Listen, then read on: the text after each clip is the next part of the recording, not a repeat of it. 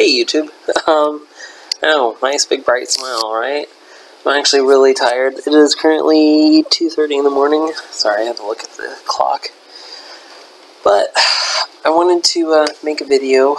I'm going to go ahead and preface this by saying that, first of all, I am sex positive. I am. Much like how I'm HIV positive, I am sex positive, meaning that I enjoy sex. I enjoy the fact that it's supposed to be a connection between two or more people, and it's meant to be enjoyed. I'm not going to sit here and shame you over having sex, because quite frankly, there's no point to that. Honestly, there isn't, right? So, that's it. I'm sorry, I'm fresh out of the shower too, so I'm still wet in my beard area, which is just gross. That said, today I want to talk about porn. I know, right? Taboo topic, right? Pornography has been around for centuries, quite frankly. Back in the day, it was magazines of women who showed a little bit of leg, and that was it. Like, guys got off to that. Like, I don't even know how they did, but they did. And it's evolved. It has evolved over time. And that is a sign for evolve. So essentially it's changing over, going forward. Evolved. See, this is change. Evolved. And we use the X classifier for that. I believe I made a video about classifiers. God, I feel like really buff right now, like whole. And I am a nasty pig, by the way. I am. I love their clothing brand. It's expensive as fuck. It is. But, that said, oh god, water in my ears too. God, I look kind of Asian right now, don't I? I can barely see myself. I'm kidding. I'm not trying to make Asian face. So it's evolved over time. And it's become the industry that it is today. It's a multi-billion-dollar industry. And I want to point out a few facts that a lot of people kind of misconstrue with their everyday lives. First of all, porn is not realistic. The pizza guy or girl is not going to sit there and say, "Oh my god, I dropped your pizza. Is there any way that I can make up for it? Maybe by giving you a blowjob?" Or, it's unrealistic. The pool boy is never going to want to fuck you. And it's fantasy. And a lot of people think that it should happen to them. But honestly, odds are 9 times out of 10, honestly, 9.99%. 9.99 times out of 10. 99 repeat out of 10, it's not going to happen. I mean, there are those instances where, if the homeowner or whatever, you're not going to be able to walk into a bar and just suddenly be in an orgy either. I will tell you that I watch porn every day, pretty much. I jerk off because that's how I get my rocks off. I hate using that term, but it's the truth. I enjoy masturbating to porn because it's a fantasy that I know that I'll never live out, but it's still nice to fantasize. And that's okay. It's okay to fantasize about, a hot guy or a hot girl, screwing you. At the same time, don't make it an end goal. If you find the right person who doesn't have exactly the right body type, that isn't, porn worthy, but they feel right, give them a shot. I know that I am. I'm currently speaking to a guy. He's got a lot of hair on his chest and stomach, and I love it to death. And he sent me a few pictures, and, I'm slowly falling for him because I can see myself being with him. And it's not just, about the sex, though. You always have to think about more aspects than just sex when it comes to being with a person. Now, if you're looking for a hookup, then obviously, yeah, sex is the main key there. So you do need to be sexually compatible. That said, if you're not looking for just a hookup, take more factors into consideration. Do you see yourself with them in 5 years, 10 years? Do you see yourself getting married? Go for the long haul. I guess this is more a video about porn and relationships. If you're not in it for the long haul, tell them up front. Say, you know what, I'm just kind of want to have sex with you, if that's okay. And if they're not okay with it, then back down. Remember, consent is always needed in order to have sex. Nose still itches. I'm still healing from the poppers. I do have to say, the 2 dicks that I did take, huge. Anywho, poppers really did help with that. That said, and the husband's dick wasn't bad either. This was over a span of 2 days though, so 2 separate occasions. Or the big dicks, yeah, so. Oh god. Oh no, it's peeling. It's peeling. Oh god. I say this as I peel skin off my nose. So, when it comes to finding a compatible partner, if it's just about sex, that's fine. Make that known up front. If it's not just about sex, make it known up front, honestly. You know, if you date somebody, if you take them out on 5 dates, or if you go out on 5 dates with them, and you start seeing the big picture, and like, hey, I really like this person, let them know up front. Be open about it.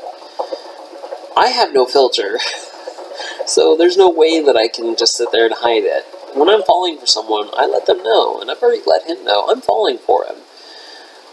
That said, you know, he said, you know, take some time, just get to know me first, because I might end up driving you crazy, and that's probably the best decision that anybody can make, is to just be honest about, you know, how they feel about how you feel about them. And like I said, if you start going into something that's more long-term, and then suddenly the opposite partner says, you know what, I'm not feeling this anymore, let them go. If they're not feeling it, they're not going to be happy with you. And if they're not happy, then you're not going to be happy. I, myself, I'm an empath. When other people are happy around me, I'm happy. Trust me, I am. It's also the face that you make when you're asking a question. Who are you? I'm supposed to raise the eyebrows.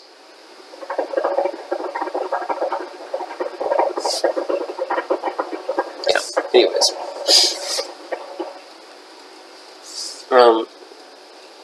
So, let them know up front. Just, a lot of people make the mistake, big mistake, of making molehills out of mounds, or mounds out of molehills. I can't remember how the saying goes, but you catch my drift. A lot of people, you know, a lot of people end up going into, like, a hookup, expecting it to just be a hookup, and they develop feelings, and that's okay. That's really okay. It's probably best. It's best to do that, because that really means that you care about them. And that's good. We need a lot more love in this world. So, that said, I've gone over my spiel about porn. I can't think of anything else when it comes to porn. Oh my god, my nose is like leaking. I have a head cold. I'm really sorry for doing that on camera. Yes, I'm wiping my nose on my shirt. I don't really care. I know that it's going to wash out eventually, so...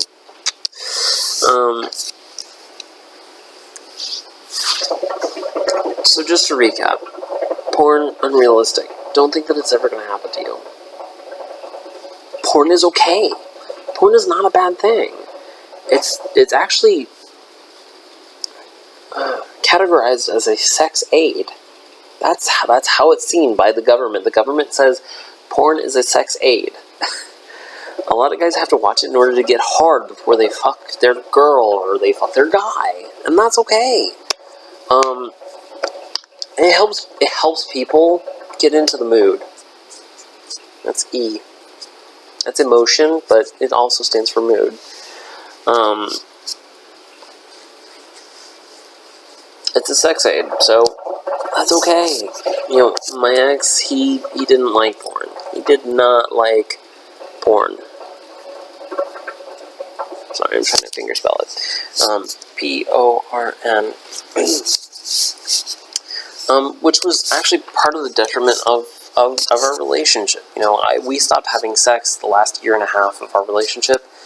And so I took to sneaking to porn because I had to find some way to get myself off. I wasn't allowed to jerk off with him laying in the bed next to me because then he felt like I wasn't paying attention to his needs, but he wouldn't make his needs known. I guess that's another thing about the relationship part, is always make your needs known. Always tell people what you need. And if it's a need for more space, that's fine. It's okay. Everybody needs their own space. But make sure that you let the other person know that it's not entirely their fault. Sometimes it is. Trust me, sometimes it is. I can count on several hands, if I had more, how many times I just needed to be away from my ex. Because quite frankly, he pissed me off so much. And that's understandable. Relationships, they're like that. They're going to go through those rough periods where neither party wants to speak to each other, or one doesn't want to speak to the other, or vice versa. That's okay. It's not a bad thing. It's really not. But let people know honestly, the truth is the best thing. It's the best avenue to go down. I lied to myself through that entire relationship. I told myself that he loved me and that everything was going smoothly. Turns out it wasn't. It really wasn't. Apparently he was cheating on me the entire time, which sucked. You find it out after the fact, and you're just like, the fuck, man? My mother and sister both said after the breakup that, hey, we're trying to drop hints, and I'm not a hint taker. I'm really not. So for somebody to sit there and say, yeah, I was dropping hints, I basically, stopped them for a second and said, next time, I need you to hit me with a fucking bulldozer. It's just how it works with me. Be easy with the truth as well. Be easy with it. Don't be so blunt like I am nowadays. I am like interstellar fucking, I will drop a bomb on you. I will drop an atomic bomb on you because quite frankly, I don't give a shit anymore. It's something that I need to work on. I need to work on it really bad. But that's my thing. But for all you, be easy with it.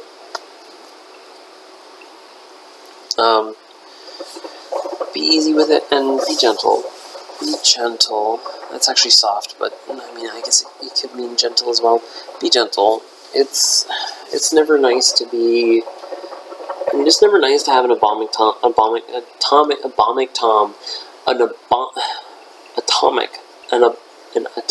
bomb dropped on you. Trust me. I had that when I was going through my breakup. My ex and his ex, both, Kevin and Glenn, also aka Titanic Douche, that's his nickname according to my friends, Kevin and Titanic Douche were sitting there just bombing on me repeatedly to the point where I decided to try to commit suicide. Don't drive somebody to that. Suicide is not fun, trust me, because then you get wheeled into hospital, you get put on 24-hour watch by some raggedy old fucking nurse wannabe who's just like fucking decrepit. You're just like, the fuck are you staring at me for? You do meet a deaf guy while in the hospital and you're just like, hey, yeah, I tried to kill myself, what are you in here for? And he looks at you like, the fuck are you trying to do, dude? I'm deaf. You shouldn't be trying to kill yourself. I should be trying to kill myself because I'm in a world that doesn't accept me for who I am. Beside the point. Because I like to go on tangents. Be truthful, but be gentle. And, just be upfront. So, I'm gonna head to bed. It's fucking almost 3 o'clock in the morning. I'm dead tired. I am So done. I've got to put my sweet tea. Yeah, I've stopped drinking Coke, by the way. Sorry, Coke, you can no longer sponsor. I mean, you are actually you're the distributor of this. So if you still want to sponsor me, I don't mind. I just need a royalty check. Just letting you know. I gotta put my sweet tea in the fridge, because it's been sitting out since this afternoon. Few quick notes. Quick. I do have a date for next week.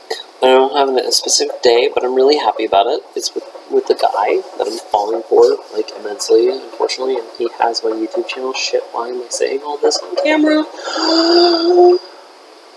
I'm such an idiot.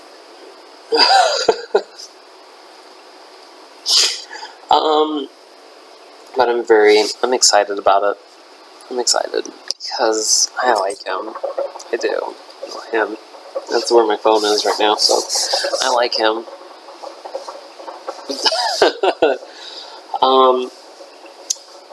Second quick side note, I am back on my meds. I am, and I'm actually down to one pill. One pill! I know, right? My test results, they came back, and I know that I made the video about it, but I went and saw my doctor, and he looked at me and he said, you know, you're really fucking healthy for not being on your meds for 2 months.